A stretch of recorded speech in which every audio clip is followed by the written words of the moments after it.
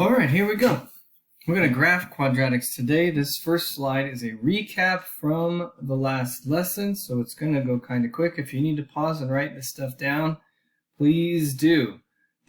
All the parabolas, all the quadratics have the same things. They have direction, they have y-intercept, they have x-intercepts and roots, they have lines of symmetry, and they have a vertex. So for this graph, the direction is up. The y-intercept is the yellow arrow. It looks like it is 0, -3. The x-intercepts are the red arrows. It's where the cross the x-axis. We are going to find these numbers today when we make our graphs. They're the zeros. It looks like it is -1, 0, and 3, 0. The line of symmetry goes exactly through the middle of the graph. We're going to find this today also. When we make our graph, this looks like it is x equals 1. And we're going to find the vertex today, which is either the highest or lowest point on the graph. In this case, it is the lowest point on the graph. It is the green arrow down here at the bottom, and it is 1, -4. We're going to use the vertex, the line of symmetry, the roots to make a graph today. So here's all the steps that we need to make a graph. The good news is that the stuff in the yellow box is stuff we've already done. The stuff in the middle box is the new stuff for finding the vertex. The table that is there on the right, we've done tables before, and we kind of have some idea what the graph should look like. So by the time we get to the graph, we kind of already know what it's supposed to look like. So let's see what it's going to take to make this graph. Suppose we want to graph the equation y minus 3 equals x squared plus 4x. Put the equation into standard form, identify a, b, and c. We have already done this before, so let's do it one more time. We need to add the 3 to both sides, which is going to make it y equals x squared plus 4x plus 3. So a is 1, b is 4, c is 3. We can solve this. We can find the zeros or roots or x-intercepts by substituting for 0 for y, and then we can solve using factoring, which we've already done, and quadratic formula, which we've already done.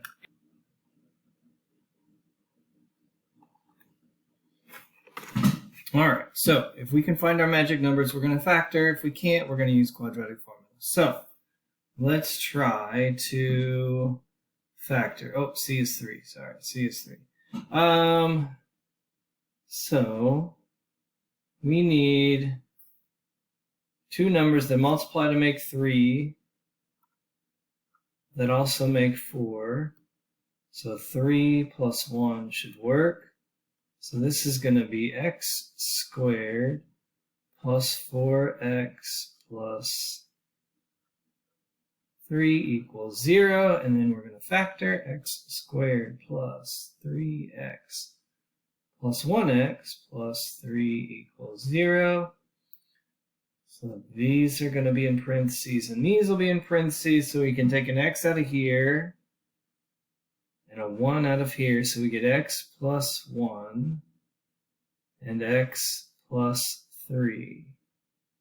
But we need to actually find the answers. We need to find the zeros. So we have to solve these little equations, just like we already had before. So we get x equals -1 and x plus 3 equals 0. So we get x equals -3.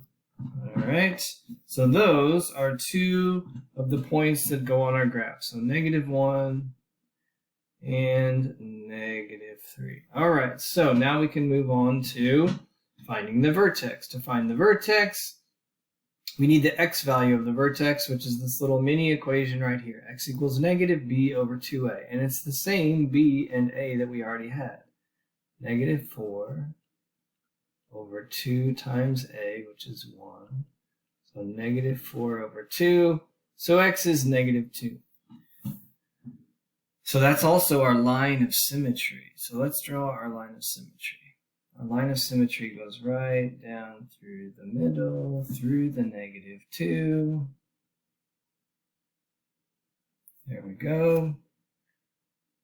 All right, so to find the vertex, we're going to take that -2 that we just got, and we're going to plug it back into the original equation. Y equals -2 squared plus 4 times -2 plus 3. So the -2 squared is 4. 4 times -2 is -8 plus 3. So y equals 4 minus 8 is -4 plus 8 is -1. So our vertex as an ordered pair is the x that we already got and the y that we just got. So -2, -1. So our vertex goes right here. It's on the line of symmetry. So now we need to find more points to finish making our graph so we can make it even more accurate. We've already used x equals -1, so we already know that one. We've already used x equals -3, so we can't use that one again. We've already used x equals -2, so we can't use that one again. What we can do is pick numbers nearby to substitute into the equation to find more points. So close to these are 0 and -4. So we're going to take 0 and -4 and we're going to substitute them into the equation one at a time, and we're going to see what we get. So 0 squared plus 4 times 0 plus 3. 0 and 0 plus 3 makes 3. -4 squared plus 4 times -4 plus 3 equals, so 16 minus 16, 16 minus 16 plus 3. This also equals 3. So then our graph, let's see, 0, 3, and -4, 3. Our graph looks kind of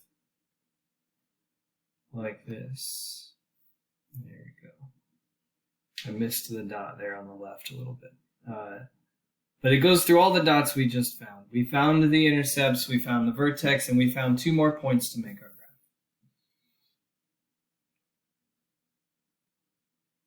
All right, let's try it again. Put the equation into standard form. We're going to find A, B, and C. We're going to find our zeros. That's not new. We're going to find the vertex. That is new. And then we're going to find 2 more points to make a graph. So it's already, this one happens to already be in standard form, so we don't have to rewrite it.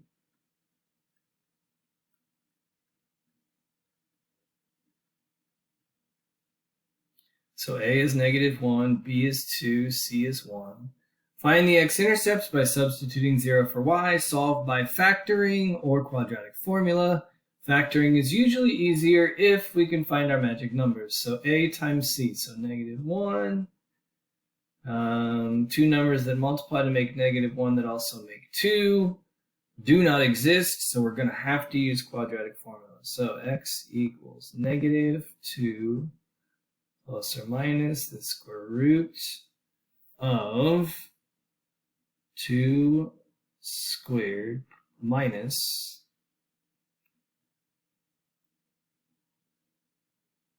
-4 times -1 times 1 over 2 times -1. So x equals -2 plus or minus, so 2 squared minus 4, so 4. Negative times negative is positive. So that's 4 times 1, so plus 4 over -2. All right, so we have our x now, or we're at least making progress on our x. Let's see, x equals -2 plus or minus the square root of 8 over -2. We did not know the square root of 8, so it's going to be a decimal. It's 2.8, so now we have x equals -2 plus 2.8 over -2, which is -0.4. And we have x equals -2 minus 2.8 over -2, which is -4.8 over 2, which is negative 2.4. So 2.4. So 0.4 and 2.4. So there we go. All right, so now we need our axis of symmetry, we need our vertex, and we need a couple more points to complete this graph. So negative b over 2a is next. X equals negative b, so negative 2 over 2 times 1, so 2 times negative 1. So negative 2 over negative 2 makes 1, so x is 1. Take the 1, plug it back into the original equation, figure out what y is. Y equals negative 1 squared plus 2 times 1 plus 1. The negative's in front of the parentheses, so it stays. Negative 1 plus 2 plus 1. The 1's cancel, so y equals 2. So our vertex is 1, 2. So we have a line of symmetry at 1.